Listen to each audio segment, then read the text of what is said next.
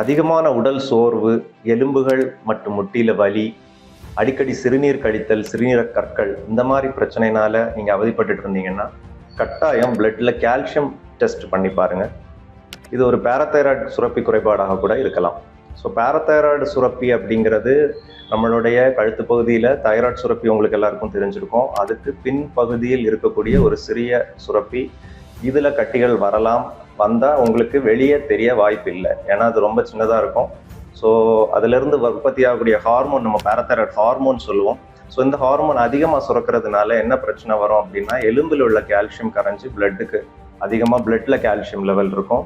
So எலும்புகள் தேய்மானம், kidney stones, ஞாபக மறதி, கணைய பிரச்சனைகள், அல்சர் ப்ராப்ளம், இந்த மாதிரி பல பிரச்சனைகள் இந்த பாராதைராய்டு சுரப்பி குறைபாடுகள்னால வரலாம். ஸோ கட்டாயம் இந்த மாதிரி ப்ராப்ளம் இருந்துச்சுன்னா ஒரு மருத்துவ ஆலோசனை பெற்றுக்கொள்ளுங்கள். Calcium and parathyroid hormone blood test நம்ம பண்ணி பார்த்து இதை தெரிஞ்சுக்கலாம். தேங்க்யூ.